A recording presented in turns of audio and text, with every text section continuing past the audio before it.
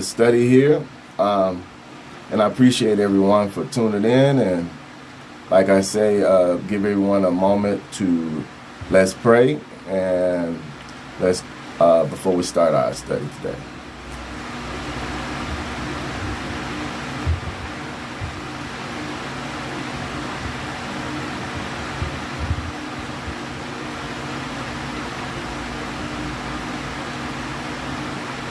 Yeah, man. Shalom, shalom, shalom.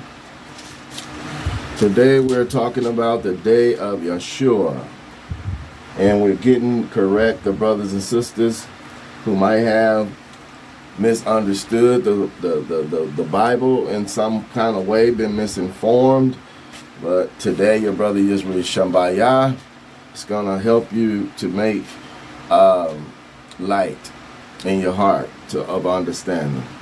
So, the fulfillment of ancient prophecies, okay?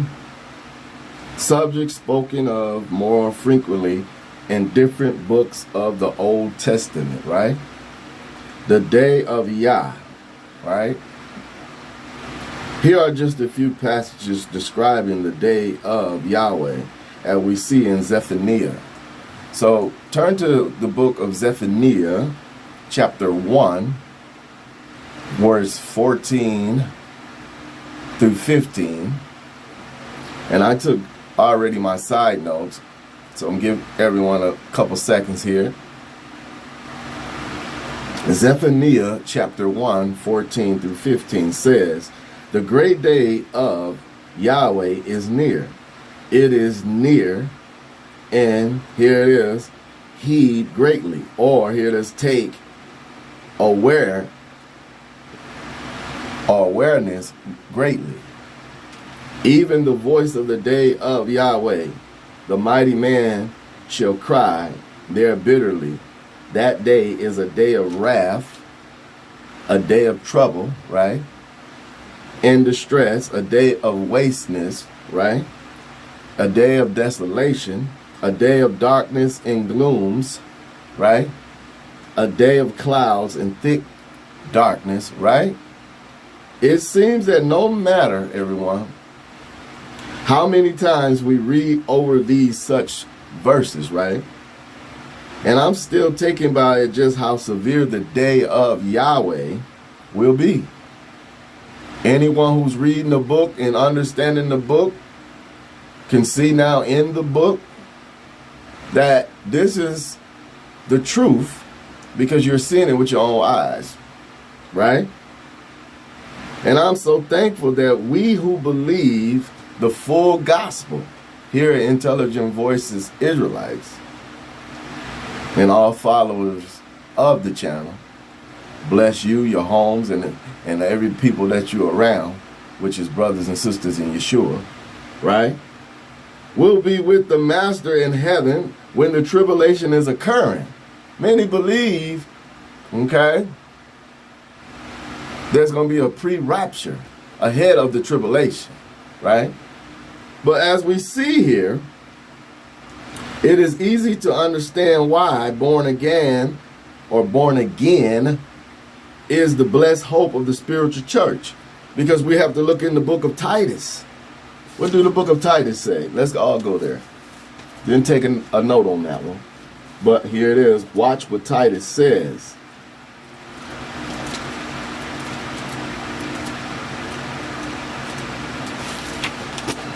Oops.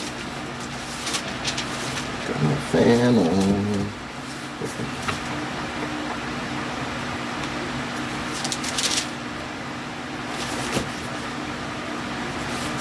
Well, 64 here. All right, here in the book of Titus. I know many of you are probably there. In chapter 2, verse 13, it clearly says, that's how we should live as we wait for the blessed hope Yah has given us. What y'all think he's talking about? He's talking about the spirit of Yeshua. Because anybody who don't have that spirit is in a curse.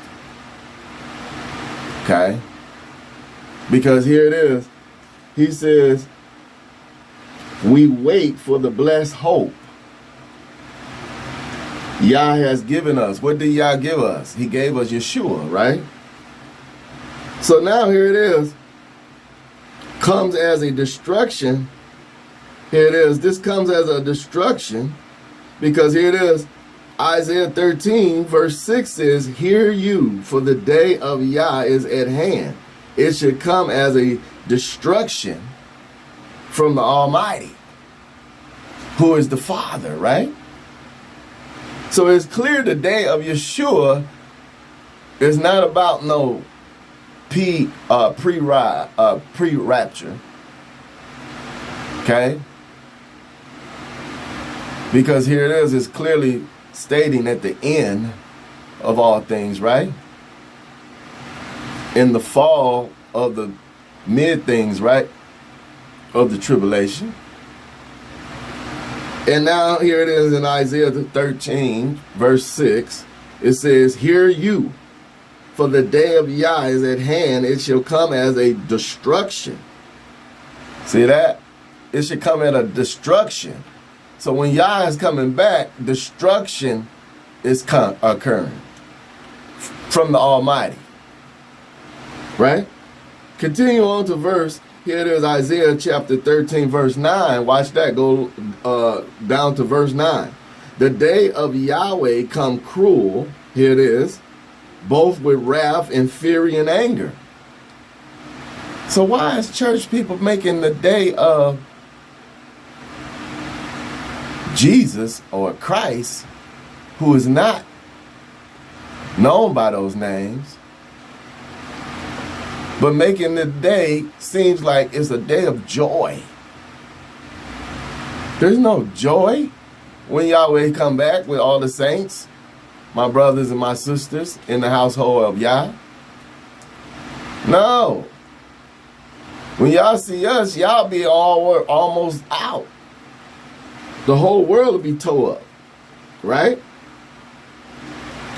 So now as we see that in Titus, Joel chapter 2, verse 11 says, go to that book, Joel chapter 2, verse 11 says, get me some water, while some of you might have to get there.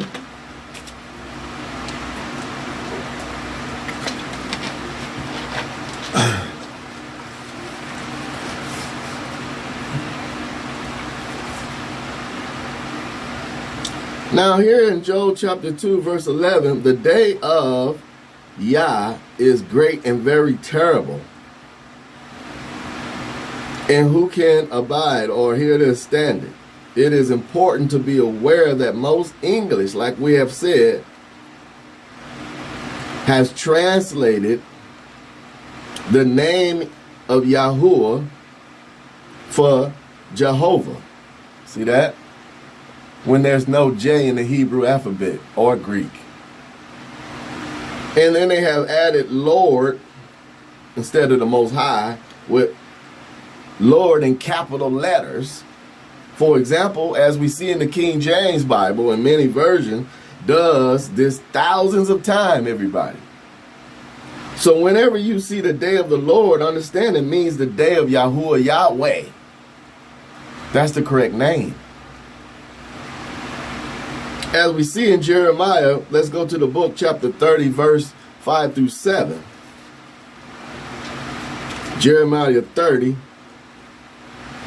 5 through 7 says, for this said the Master, Yah, we have heard a voice of trembling, of fear, and not of peace. Ask you now, and see whether a man has travailed with child. Here it is. Why do I see every man with his hands on his stomach as a woman in travail, and all faces are turned into paleness, right? Yes, for that day is great, so that none is like it, right? It is even the time of Jacob's trouble, but he shall be saved out of it. So we see that the day of Yahweh is a time of great trouble. Here it is for Jacob, which is Israelites, the nations of Israel, or the nation of Israelites. In fact, Zechariah chapter 13, verse 8 and 9 clearly reveals that only 1/3 of the nations of Israelites will survive this great time of trouble, right? And it shall come to pass that in all of the land, said the master, Yah, 2/3 shall be cut off, which are Gentiles of multiple nations, okay, which are Israelites. But here it is, without Yah, there is no redemption, right? So he says, them Gentiles, Israelites, will die, but the 1/3 shall be left therein. Here it is, or saved. And I will bring the 1/3 part through the what? Salvation. And will refine them as silver is refined, and will try them as gold is tried. They shall call on my right name, and I will what? Hear them. So no Jesus, no Lord, no God, no Christ. In my right name, he says. And I will hear them. I will say, them is my people. And they shall say, the Most High Yahuwah is our Almighty, right? So please understand, my brothers and sisters. Your friend, Yeshombiyah, is telling you the truth. That's right. Even so, the tribulation will be global, not just local to the land of Israel, everybody. It will also be upon all nations and Gentiles and people who are not part of the nation of the new covenant, okay? All over the world. So let me show you some verses which makes this clear.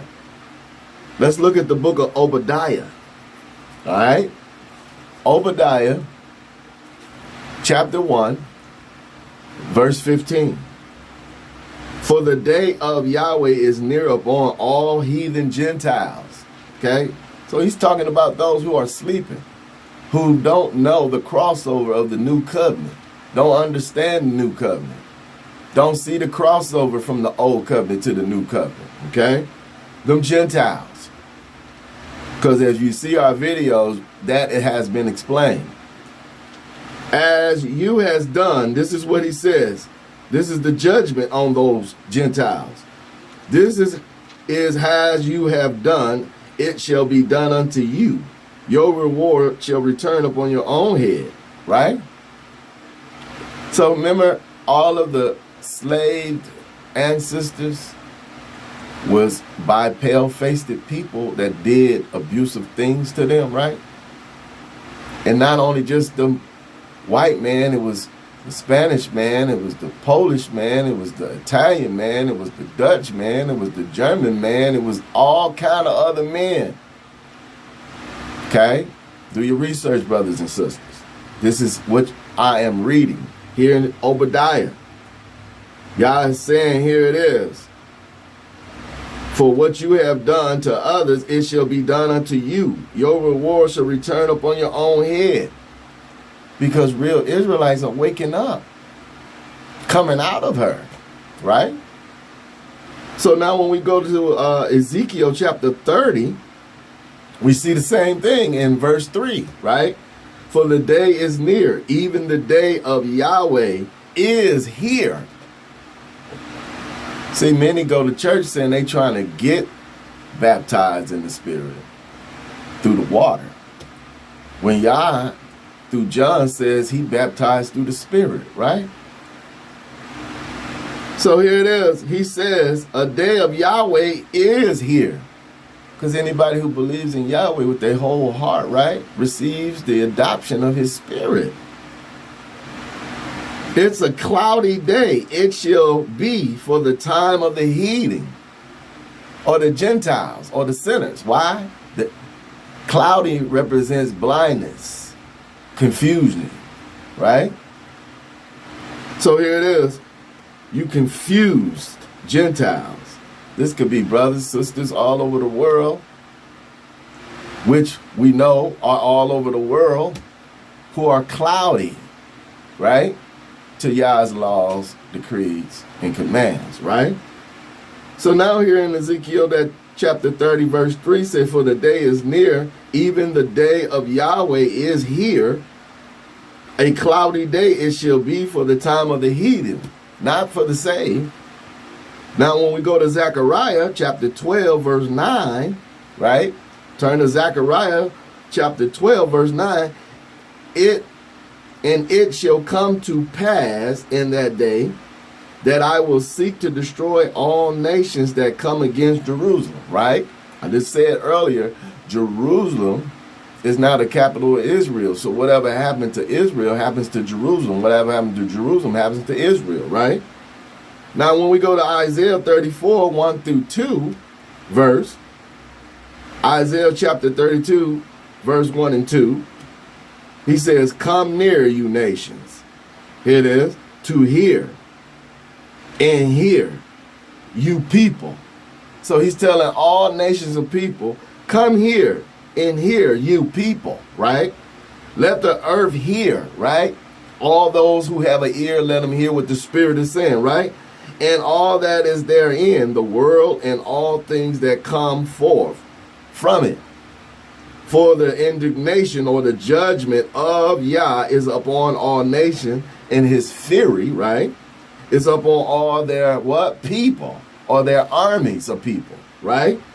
He will utterly destroy them. He will deliver them to the slaughter. That's what Yah saying. We know this is describing the day of Yah, the Father. Because a few verses later, as we see in Isaiah, stay there everyone, chapter 34, now go to verse 8, as we see it says, for it is the day of Yahweh's vengeance. So the Father is taking vengeance on the Gentiles who didn't believe in the Son. See this? In the year of recompensation for those of Zion, here it is, which is Jerusalem, as it says Zechariah chapter 14 now. Go to Zechariah chapter 14, verse 2 through 3. And when you get to Zechariah chapter 14, verse 2 and 3, we see, for I will gather all nations against Jerusalem to battle, right? After he done took out, right, all of the real brothers and sister Israelites, right? And the city shall be what? Taken, because the Gentiles are there, and Gentiles going to be fighting Gentiles. In the house raffled, and the women ravaged, which mean raped.